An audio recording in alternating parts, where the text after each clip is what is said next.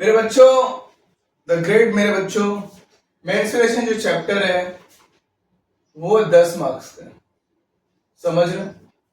Menstruation, coordination, Pythagoras 3 chapter किया तो भी तुम्हारा जीवन कल्याण है। कंस्ट्रक्शन ऐड कर लो 4 चैप्टर, 40 में से 40 के करीब पहुंच जाओगे। अब आगे मेंस्ट्रुएशन के बारे में ज्यादा बात नहीं करते हैं, मेंस्ट्रुएशन स्टार्ट करते हैं भाई। मेंस्ट्रुएशन के बारे में एक बात याद रखने का है, वो ये है कि मेंस्ट्रुएशन में 4-5 फॉर्मूले आते हैं। कभी भी आप पांचों फॉर्मूला याद करके सम मत करो। हाँ, मत करो। क्या करो? एक फॉर्मूला, एक डायग्राम बनाया, कोन के ऊपर कितने फॉर्मूले आपने लिखे। कोन के ऊपर एक फॉर्मूला लिखने के बाद क्या करने का है, ये जो हाइट है, ये देख रहे हो, ये वाली हाइट, इसे कहते हैं स्लांट हाइट। एल मतलब क्या होता है, याद रखो, स्लांट हाइट। ये होता है एच, ये होता है वर्टिकल हाइट, ये होता है आर, ये होता है रेडियस। अब ये हो गया, एल कौन है, आर कौन है, एच कौन है, क्लियर हो गया। ये स्लांट हाइट, ये वर्टिकल हाइट, ये रेडियस, ये क्लियर हो गया। अब देखो, अब यहां पर है volume, total surface area, curve, slant height तो मैंने आपको बता दिया। अब कर्व सरफेस एरिया का मतलब क्या होता है? देखो, कर्व सरफेस एरिया कुछ नहीं, ये बहाना है। आपने कभी भेल खाया है किसी के साथ?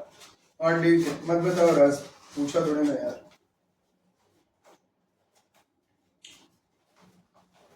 तुम्हारे सामने बनाया मैंने, बना के लाया नहीं था। ये कर्व है, बोलो हाँ सर। इस कर्व को अगर आप ध्यान से देखो, कोन को ध्यान से देखो, इस कोन में आपके लिए मैं ऐसा कर रहा हूं,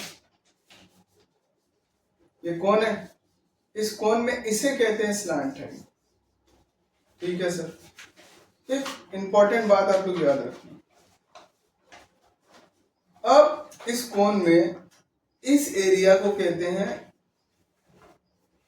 कर्व सरफेस एरिया।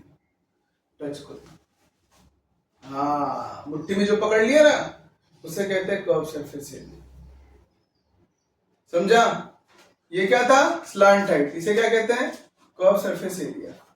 अब इसको नीचे से भी पकड़ लिया, इसे क्या कहेंगे, टोटल सरफेस एरिया। टोटल में कौन आता है, कर्व आता है सर, और नीचे वाला आता है, नीचे वाला कौन है, बेस। कौन है, बेस। तो कर्व सरफेस एरिया और बेस को ऐड कर दिया तो क्या मिल गया, टोटल सरफेस एरिया। एग्जाम में याद रहेगा। स्लांट हाइट कौन होता है, पता चला? हाँ सर, स्लांट हाइट पता चला। कौन होता है वैसे, ढेर बनाने नहीं आता, गर्लफ्रेंड नहीं थी ना मेरी, बना लिया। ठीक, कर्व, ये हो गया कोन। इस कोन में क्या देखा आपने सर, ये साइड को कहते हैं स्लांट हाइट। जो आपने आपके मुट्ठी में आ रहा है उसे बोलते हैं कर्व। नीचे वाले को ऐड कर दिया, टोटल। समझा? अब वॉल्यूम क्या होता है, अब इसके अंदर कितना आएगा उसे कहते हैं वॉल्यूम। इसके अंदर कितना आएगा उसे कहते हैं वॉल्यूम।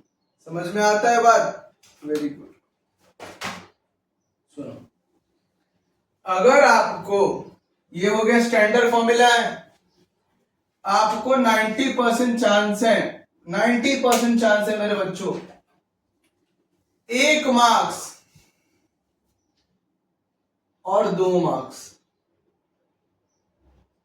1 मार्क्स और 2 मार्क्स में जो सम्स आएंगे वो सम कैसे रहेंगे, बिल्कुल भी सही सोच रहे हो, direct formula base. Direct formula base. 1 marks में आपको ये आएगा, डायरेक्ट वैल्यू दी रहेगी, आपको ये आएगा, डायरेक्ट वैल्यू दी रहेगी, और ये जो क्वेश्चन है वो आपको 2 मार्क्स में आएगा। डायरेक्ट फॉर्मूला बेस, मैं अभी भी मेंशन कर रहा हूं, 1 मार्क्स 2 मार्क्स में आया, दिमाग नहीं लगाने का, डायरेक्ट फॉर्मूला दिया है, पहले लिखने का, अंदर वैल्यू दिया रहेगी, दी रहेगी, पुट करने का, बात खत्म। नहीं समझ रहा है? सम करके बताता हूं। और इधर आप स्लाइड पे देखो। चलो अभी ये सम देखो बेटा, मैंने अभी आपको चिल्ला के क्या बोला, डायरेक्ट फॉर्मूला बेस। आप लोग मेंसुरेशन नहीं करते हो, अरे सर उसमें ना ये वो, अरे बाहर में जा, 1 मार्क्स 2 मार्क्स में डायरेक्ट फॉर्मूला पूछेगा वो, ये फॉर्मूला याद रख चिटका, और सब कुछ दिया रहेगा। यकीन नहीं था ना, इसलिए ढूंढ के निकाला। जुलाई 24 में 2 मार्क्स में क्या दिया था, एक्टिविटी बेस्ड। क्या पूछा, वॉल्यूम ऑफ कोन क्या होता है, इधर वॉल्यूम ऑफ कोन क्या है, 1/3 sir pi r cube h. हाँ सर ये तो समझ गया, डायरेक्ट फॉर्मूला आपने लिख दिया। 1/3 पाई की वैल्यू 22.7 आर की वैल्यू क्या होती है, क्वेश्चन में ढूंढो, क्यों यहां दिया है 7 का क्या करना है, क्यूब, यहां गलत लिख रहा है, स्क्वायर आएगा, स्क्वायर है 7 का स्क्वायर इंटू 6। 7 का स्क्वायर कितना होता है, 49। अब चलो सम कैसे करेंगे, सुनो बहुत आसान है। 3 2 7 7 49। अब क्या करोगे, 2 7 कितना हुआ सर 14, और कितना बचेगा 22, तो मल्टीप्लाई कर दो। 4 2 8 4 2 8 1 2 2 8 0 3 3 0 8 सेंटीमीटर क्यूब। अच्छा आपको पता है यहाँ पे क्यूब था और मुझे बाद में याद है वहां पे आर स्क्वायर रहेगा, कैसे, बहुत आसान है। वॉल्यूम का जो यूनिट होता है वो था सेंटीमीटर क्यूब, बोले हाँ सर, आर स्क्वायर है इसलिए सेंटीमीटर इंटू सेंटीमीटर 2 बार, एच है इसके लिए सेंटीमीटर, तो कितना हो गया 1 2 3 सेंटीमीटर क्यूब।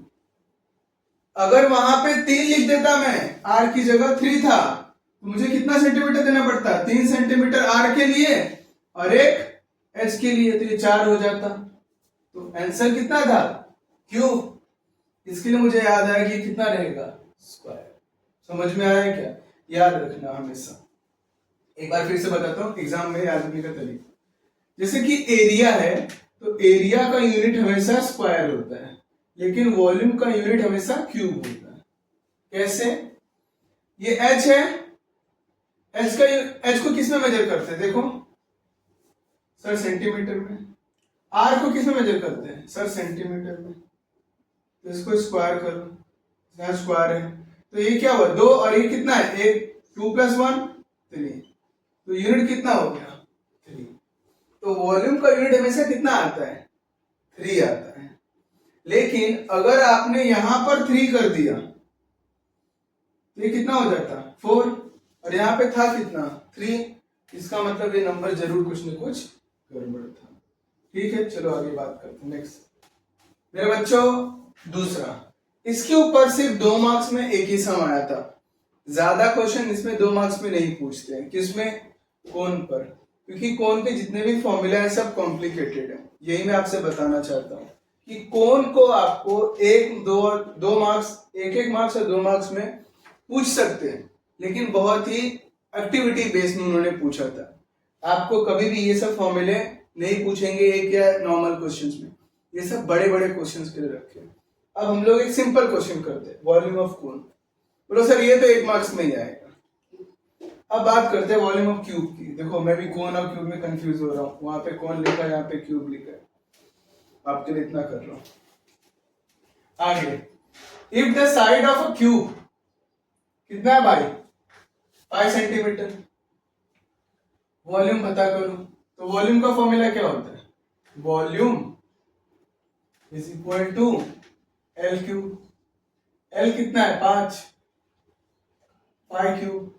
5 क्यूब मतलब क्या, 5 इंटू 5 इंटू 5, 5 5 25, 25 5 125, वॉल्यूम का यूनिट क्या होता है? Centimetre cube. हो गया, सब खत्म। चलो नेक्स्ट सब। मेरे बच्चों, अब एक बहुत ही निहायत ही गरीबों वाला सम लाया हूं 1 मार्क्स के लिए। सर मार्क्स भी गरीबों वाला है? हाँ, 1 मार्क्स के लिए। अब ये क्वेश्चन आप पढ़ोगे तो मेरे खुद को शर्म आएगी, आपको तो क्या बोलूं। क्या क्वेश्चन है? Area of circle. Area of circle का फॉर्मूला बताओ क्या होता है? पाई आर स्क्वायर। मैंने लिखा हुआ है एरिया ऑफ सर्कल क्या होता है? पाई आर स्क्वायर। पाई की वैल्यू कितना लेने का? 3.14। नहीं भाई, पाई की वैल्यू ना यहां देख के लेने का। यहां 7 था ना, यहां पे लो 22/7। आर की वैल्यू क्या है? 7। 7 इंटू 7। क्यों फायदा? 7 से 7 कैंसल, क्या हुआ? 22 इंटू 7। 22 7 सा 154।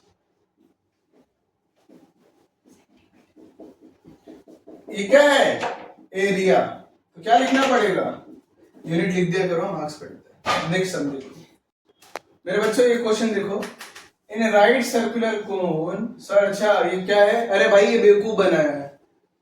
इसको ना कोन नहीं कहते, इसे कहते हैं right circular cone.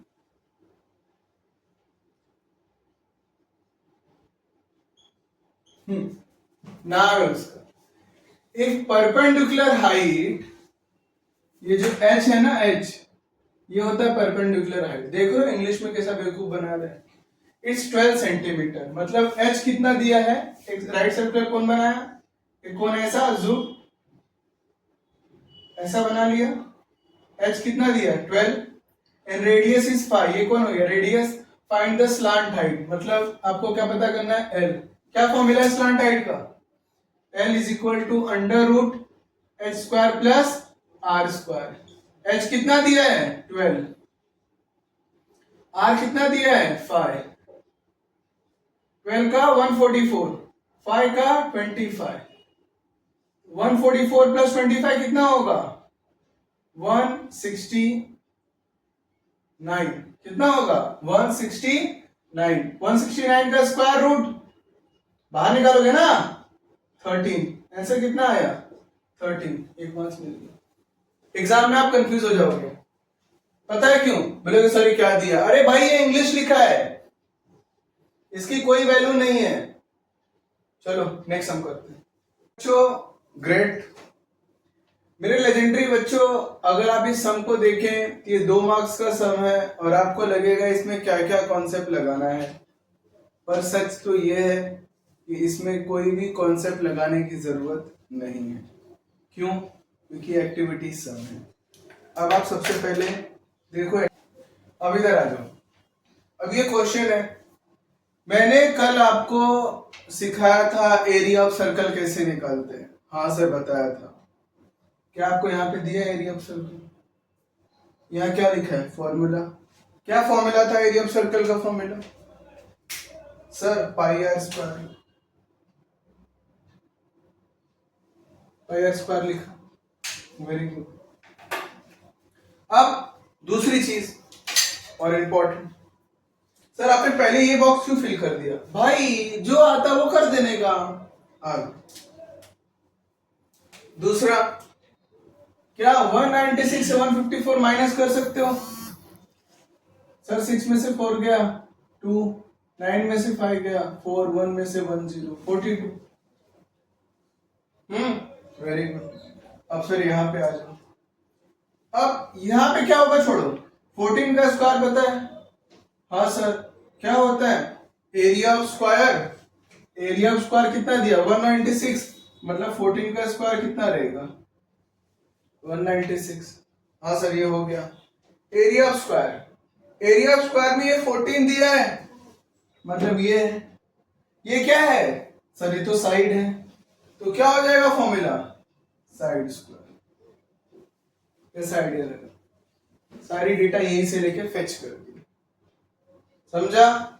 Area of square side square, 14 का square 196, area of circle pi are square 154। Area of shaded portion दिया हुआ था, मैंने से क्या किया? माइनस किया, आंसर मिल गया। कोई जरूरत नहीं थी किसी चीज को करने की। ये क्वेश्चन 2 मार्क्स के लिए आया था और 2 बार आया था। सारे बच्चे डायग्राम देख के कंफ्यूज हो जाते हैं, हमारे डायग्राम को देखा भी नहीं। ये बहुत इंपॉर्टेंट है कि आप जब भी एक्टिविटी बेस्ड सम आए तो उसमें से डेटा लेके उसी में डालना सीखो। चलो नेक्स्ट सम करते हैं। अभी ये सम देखो मेरे बच्चों, इस सम में क्या करना है, area of square. Area of square का फॉर्मूला क्या होता है sir, side square. Side square किया 14, 14 का स्क्वायर कितना होता है 196। Very good. Area of circle का फॉर्मूला क्या होता है पाई आर स्क्वायर, तो पाई आर स्क्वायर लिख दिया।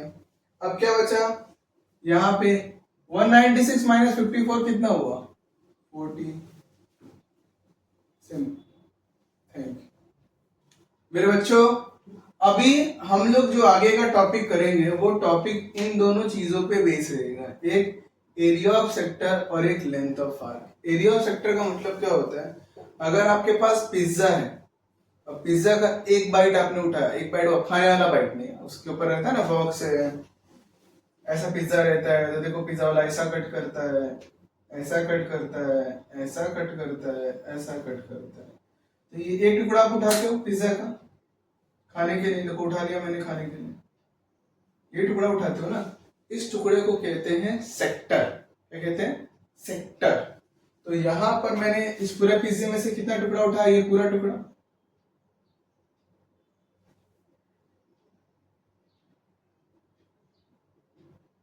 इस पूरे टेक्टर को इस पूरे चीज को कहते हैं area of sector.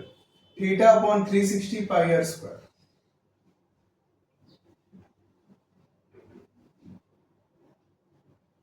Theta upon 360 pi are square.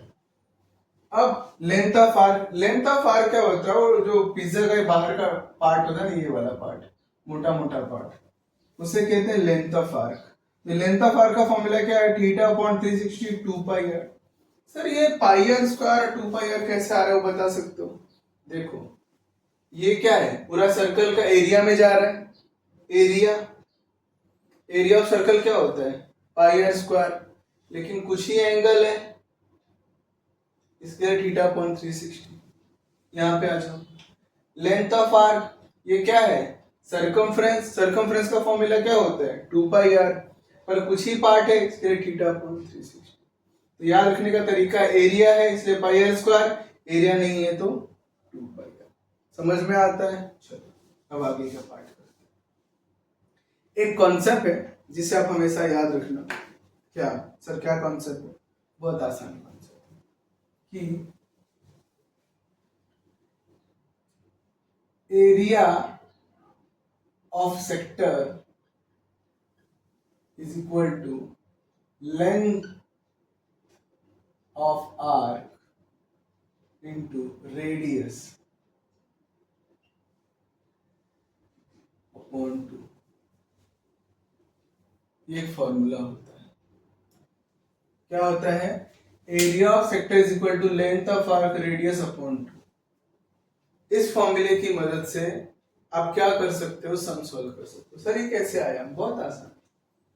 Area of sector है बेटा, एरिया ऑफ सेक्टर का देखो फॉर्मूला, देखो एरिया ऑफ सेक्टर फॉर्मूला क्या है, theta upon 360 into pi are square. Formula है, वेरी गुड।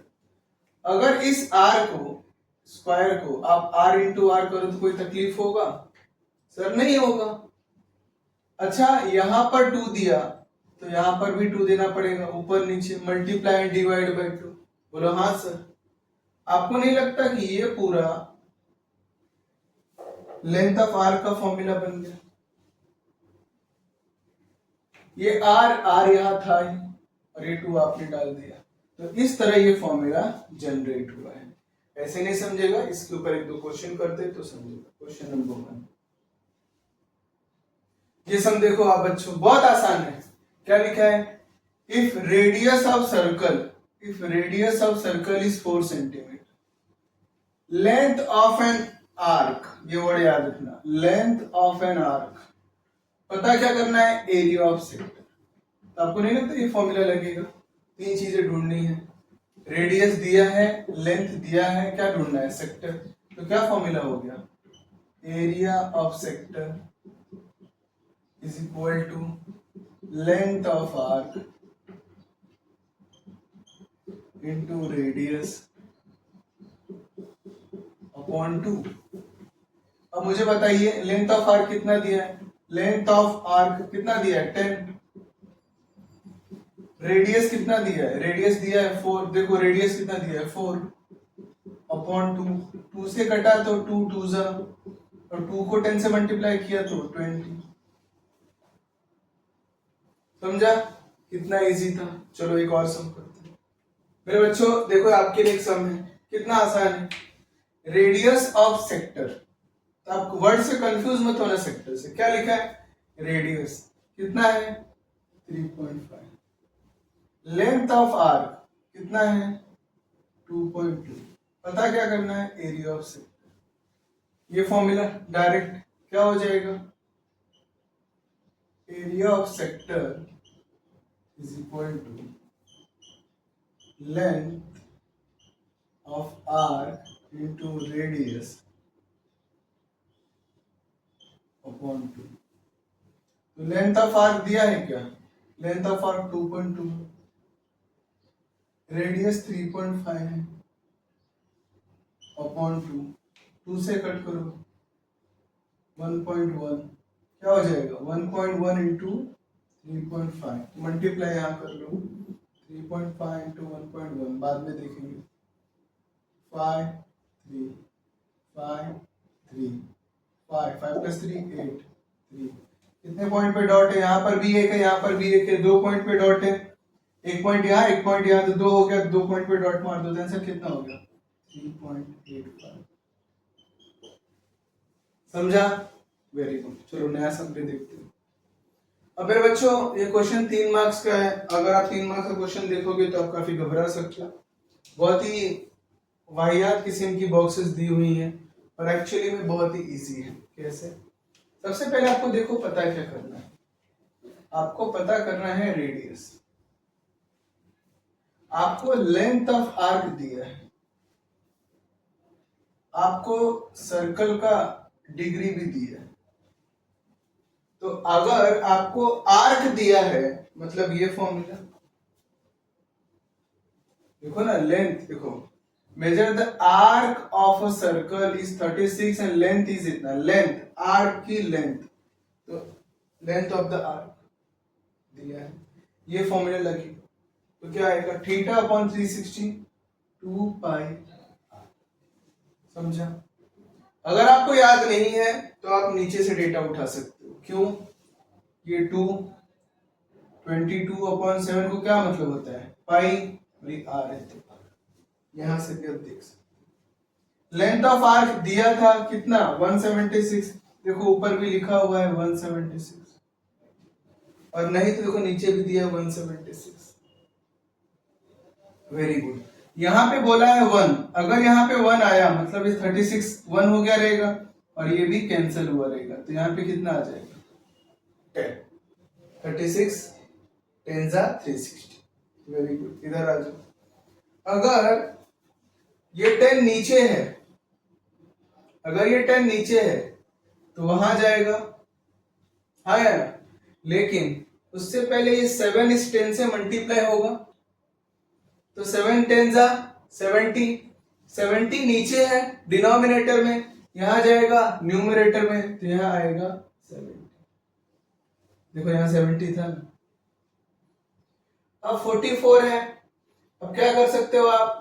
176 है, 44 है, 44 4 जा देखो, 4 4 जा 6, 4 4 जा 16, 117, यहाँ पे आएगा 4। 44 1 जा 44 4 जा। Very good. 70 को 4 से मल्टीप्लाई करो, 7 4 जा 28। समझ में आता है? Very good, thank you. Next sum. मेरे बच्चों अगर आप इस सम को ध्यान से देखेंगे तो ये सम थोड़ा सा आपको डिफिकल्ट लग सकता है, पर मैं बताऊं बहुत इजी है। क्वेश्चन कितने मार्क्स का है? 3 मार्क्स। क्या बोला है आप देखो। अब आपसे कह रहा है कि radius of circle 6 centimetre, area of sector of this circle is 15 pi. Find the arc and length of the arc. ये जो मेजर ऑफ आर्क है इसका मतलब होता है थीटा. इसका मतलब क्या होता है? दो चीजें पता करनी है, लेंथ ऑफ आर्क और थीटा. आपको एरिया ऑफ सेक्टर दिया है, आपको रेडियस दिया है, सेक्टर दिया है, रेडियस दिया है, लेंथ ऑफ आर्क पता चल जाएगा. कैसे? देखिए, area of sector is equal to length of arc into radius divided by 2. Area of sector कितना दिया? एरिया ऑफ सेक्टर है 15 पाई. लेंथ ऑफ आर्क पता करना है. रेडियस कितना दिया है? रेडियस कितना दिया है? 6 upon 2. 2 1 जा 2 3 जा. अच्छा, ये 3 यहां पर न्यूमरेटर में है, इक्वल के इस साइड जाएगा तो डिनोमिनेटर 15 पाई अपॉन 3.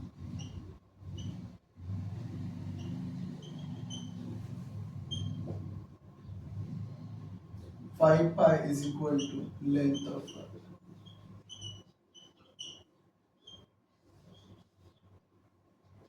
कितना आसान था. ये पार्ट करने के आपको मिल जाएंगे 1.5 मार्क्स. बोलो सर ये तो 1 मार्क्स में आता है, 2 मार्क्स में आता है. हाँ, इसी का ये वर्जन था. अब आपको पता करना है मेजर ऑफ आर्क, जिसका मतलब होता है थीटा. कैसे पता करोगे? बहुत आसान. ये फॉर्मूला देख रहे हो लेंथ ऑफ आर्क का, देखो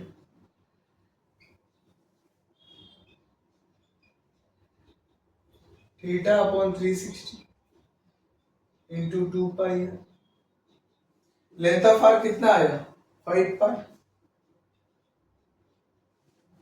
थीटा कितना है सर? पता नहीं. पाई कितना दिया है? पाई की वैल्यू क्या होती है? पाई को पाई रखो. क्यों भाई? यहां पर पाई है ना, इसलिए मैंने पाई रखा. रेडियस कितना दिया था? 6 रखो. अब देखो क्या होगा, कमाल देखो. पाई से ये पाई कैंसिल बिना किसी टेंशन के. अब 6 से ये कैंसिल तो 60, क्योंकि 6 6 36, 0 आ गया.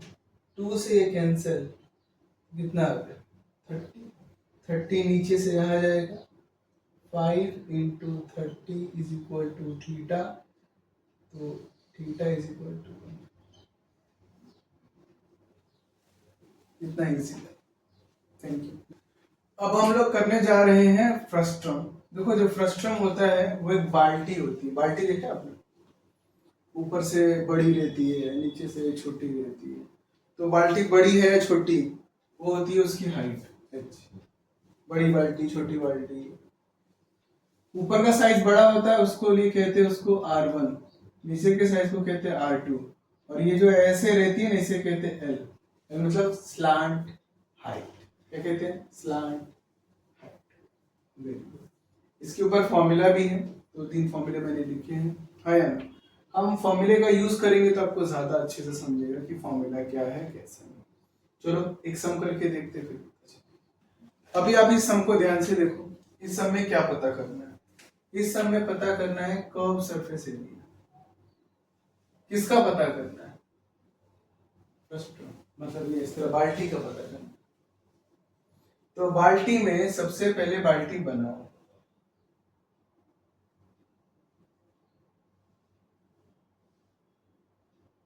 मेरी बाल्टी टेढ़ी हो गई, गिर जाएगा पानी. ये h कितना दिया हुआ हाइट बाल्टी का? 8 हाइट. एक है 14, एक है 8. देखो ऊपर का साइज बड़ा रहता है इसलिए ऊपर 14, नीचे का साइज छोटा रहता है इसलिए 8. Very good. क्या पता करना है? Curve surface area. क्या पता करना है सर? Curved surface area. तो सर कर्व सरफेस एरिया का फॉर्मूला क्या होता है? देखो यहाँ पे मैंने फॉर्मूला क्या लिखा है कर्व सरफेस एरिया का, क्या है formula? Pi L R1 plus R2 formula है। वेरी गुड सर, लेकिन यहाँ पे H दिया है, ऊपर वाला बड़ा R1 दिया है, R2 दिया है, लेकिन L तो नहीं दिया है और फॉर्मूले में L पुट करना है, अपने तो L लग गए। आगे बात करते हैं। अब इस चक्कर में होगा क्या कि हमें L को फाइंड आउट करना पड़ेगा। L को फाइंड आउट करने के लिए हमें सबसे पहले ये फॉर्मूला यूज करना पड़ेगा, slant height. L is equal to under root x square plus R1 minus R2 का स्क्वायर। ये क्यों कर रहा हूं? क्योंकि फॉर्मूले में L की जरूरत है और हमें डेटा में L नहीं दिया है, तो पहले ये यूज करके L निकालूंगा, फिर फॉर्मूले में पुट करना पड़ेगा। समझ में इस स्टेप को करना ये था, लेकिन L दिया नहीं था, पहले L निकालो। तो H कितना आएगा? 8। R1 कितना दिया है? बड़ा नंबर है। R2 छोटा नंबर है 8। तो क्या हो जाएगा?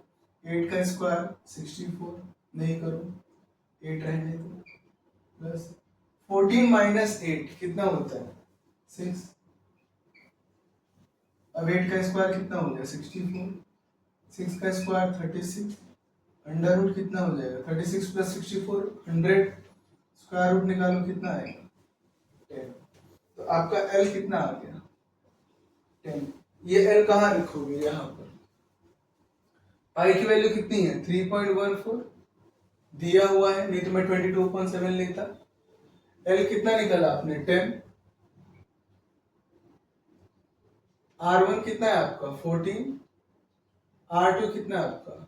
8। सॉरी ये प्लस की साइन है, बच्चे भी गलती करते, मैं भी गलती करता। 3.14 इंटू 10 इंटू 14 प्लस 8 22। तो क्या हो जाएगा? पहले 10 से करो, 31.4 इंटू 22। अब यहाँ पे लिखो 314 22, 4 2 8 2 6 8 2 6 8 0 2 प्लस 8 10 1 6 प्लस 2 8 9 6। कितने पॉइंट पे डॉट? एक पॉइंट पे। आंसर है 6 90.8। एरिया है इसलिए सेंटीमीटर स्क्वायर। कितना इजी था, समझा? अगर आपने कर्व का फॉर्मूला लिखा तो आपको पता चलेगा कि आपको ये नहीं है, तो आपको ये फाइंड आउट करना पड़ेगा, तब आपका आंसर है। Thank you. नेक्स्ट सम चलते हैं बच्चों। मेरे ग्रेट बच्चों, अभी देखो, अभी हम लोग जो करने जा रहे हो ये सम है। ये सम काफी हार्ड है, हार्ड इन द सेंस इसमें कैलकुलेशन बहुत आता है। तो आज हम कोशिश करेंगे कि थोड़ा इजी वे में बच्चों जैसा हम आपको करा सके। क्वेश्चन क्या है? A bucket is in the form of frustum. Frustum है ऐसा, of cone hold 28.49 litre of water. यही वर्ड आपके लिए इंपॉर्टेंट है। जब भी किसी सम में लीटर ऑफ वाटर दे दे तो आप इस बात को समझ लीजिए कि आपको वॉल्यूम दिया हुआ है। याद रखिए, लीटर ऑफ वाटर कितना है? 28.490। अगर इसको आपको वॉल्यूम में कन्वर्ट करना है तो आपको मल्टीप्लाई बाय 1000 करना पड़ेगा। तो volume of frustum is equal to 28490। ये पॉइंट हट गया, 1000 से मल्टीप्लाई कर दिया। समझा 1000 से क्यों मल्टीप्लाई किया? क्योंकि लीटर को वॉल्यूम में कन्वर्ट करने के लिए 1000 से मल्टीप्लाई करना पड़ता है। समझ में आया ये बात? अब आपको पता क्या करना है, आपको रेडिया दिया है टॉप, ये टॉप का हो गया और ये बॉटम का हो गया। हाइट ऑफ द रेडिया दिया, हाइट ऑफ द बकेट पता करना। तो वॉल्यूम का फॉर्मूला क्या होता है? अगर आप वॉल्यूम के फॉर्मूले को ध्यान से देखें तो वॉल्यूम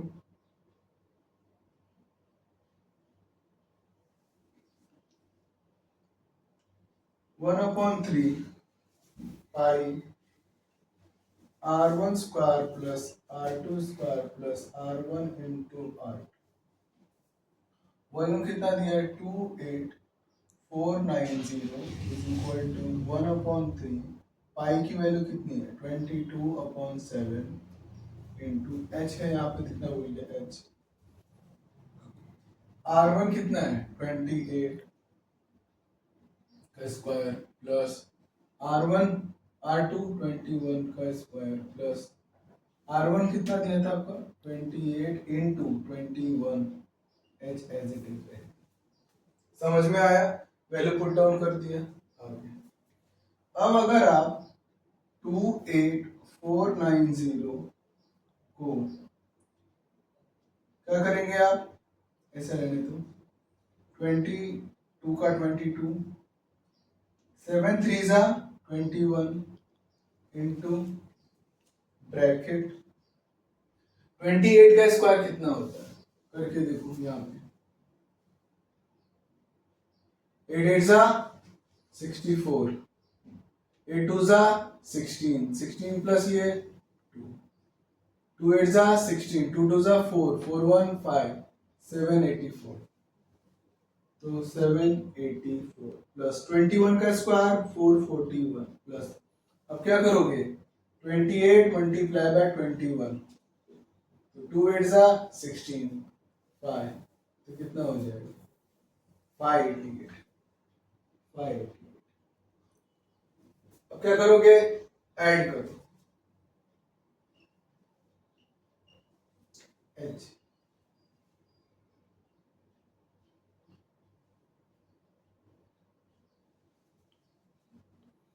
ऐड करो सबको कितना हो जाएगा कैसे ऐड करोगे यहाँ पे ऐड कर देता हूँ 784 441 588 9 9 प्लस 4 13 को 3 1 8 8 16 16 plus 4 20 20 plus 1 21 7 plus 4 11 11 plus 5 16 16 plus 2 18 1813 into H.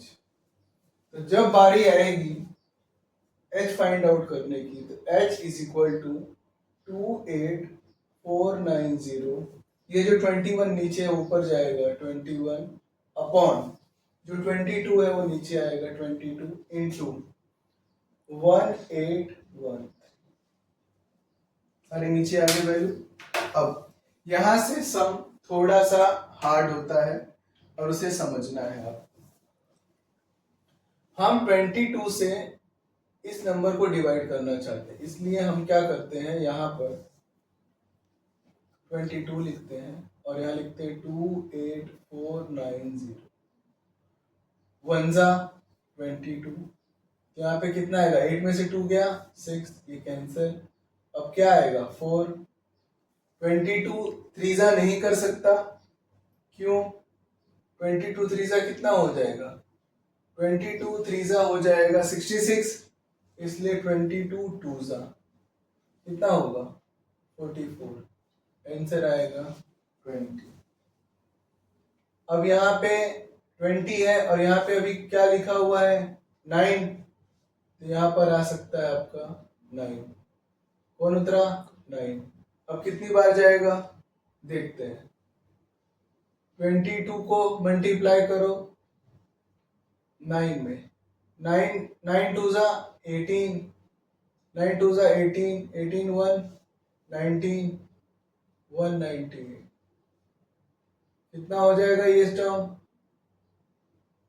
6 2 4 22 44 44 का 20 यहाँ पे 9 9 जा 198 तो यहाँ पे लिखा मैंने 9 तो अभी 9 में से 8 गया 1 फिर ये कितना हो जाएगा 10 10 में से 9 गया 1 और ये कैंसिल और ये जो जीरो बचा हुआ है वो यहाँ आ जाएगा और 22 5 जा कितना होगा 110 ये कैंसिल।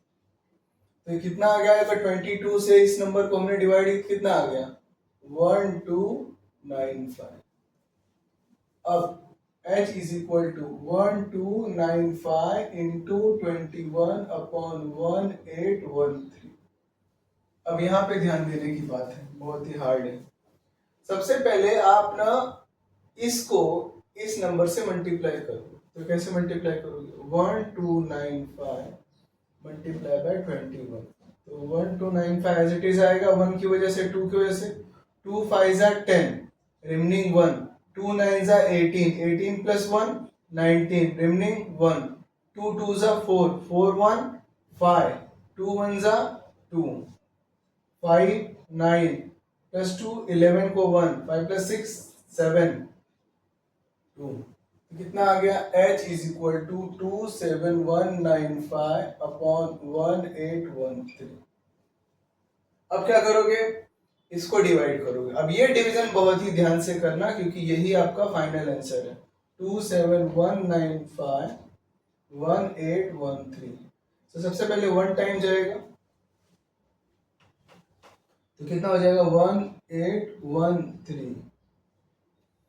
9 में से 3 गया 6, 1 में से 1 गया 0, 7 में से नहीं जाएगा तो ये आएगा 17 में से 8 गया 9, और ये कैंसिल।